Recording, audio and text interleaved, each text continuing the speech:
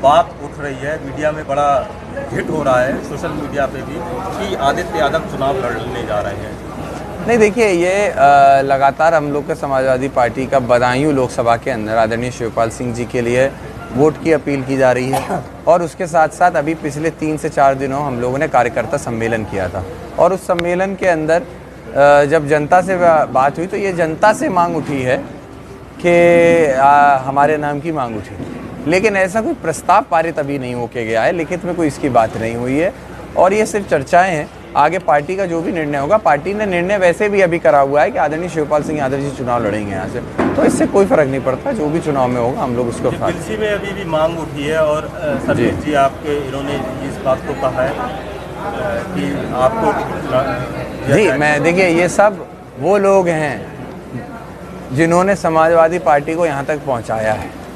नेताजी जब से चुनाव लड़े थे, आदरणीय प्रोफेसर रामगोपाल यादव जी यहाँ से चुनाव लड़े, बड़े भाई हमारे आदरणीय धर्मेंद्र यादव जी 2-2 बार यहाँ से सांसद रहे, और बहुत ऐतिहासिक जीत उनकी रही है।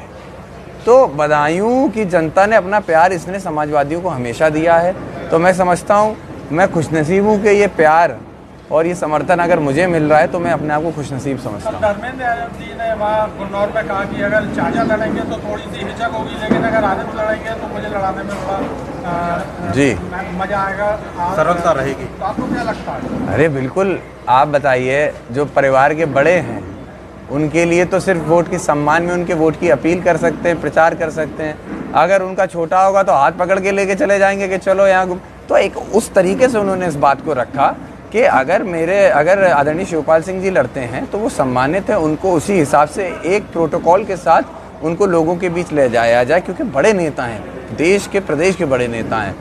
और जहाँ तक हम लोग की बात है, तो हम लोग तो डोर टू डोर अभी प्रचार कर रहे हैं, और यही प्रचार ऐसे ही चलता रहेगा। चाचा ने, आपके पिताजी ने क्या चर्चा कर ली है अखिलेश यादव जी से कि आपको टिकट फाइनल कर दिया जाए? इसके बारे में मुझे अभी तक कुछ भी इसके पता नहीं है।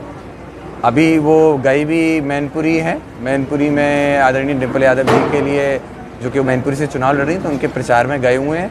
लखनऊ वो गए नहीं है, राष्ट्रीय अध्यक्ष जी इस समय लखनऊ में है, और बात होती है नहीं होती है, अभी हम लोग उस चीज़ को देख ही नहीं रहे हैं। हमारे लिए तो जैसे अर्जुन के लिए जो मछली की आँख थी, हमारे लिए तो मछली की आँख इस समय बदायूं है, तो हम तो जनता के बीच बदायूं हैं। कल पिताजी ने कहा है कि हिंट दिया है कि आपको चुनाव लड़ाने की, इसको कैसे देखते हैं? देखिए, उन्होंने इस बात को कहा है, उस चीज़ का सम्मान है, हमारे पिता हैं, बड़े हैं, ये उनका प्यार है मेरे लिए, लेकिन पार्टी के निर्णय पार्टी के राष्ट्रीय अध्यक्ष और शीर्ष नेतृत्व लेते हैं, तो निश्चित ही शीर्ष नेतृत्व का जो भी आदेश होगा उसका पालन किया जाएगा। आदित्य जी, कल योगी जी ने अपनी सभा में कहा कि एक तो पहले हमने भगा दिया कैंडिडेट, और अब संभवतः दूसरा भी भाग जाएगा, तो शायद ऐसा ही लग रहा है कि वो चले जाएंगे। हाँ, देखिए, भारतीय जनता पार्टी की भाषा में कहा जाए तो क्रोनोलॉजी को समझिएगा।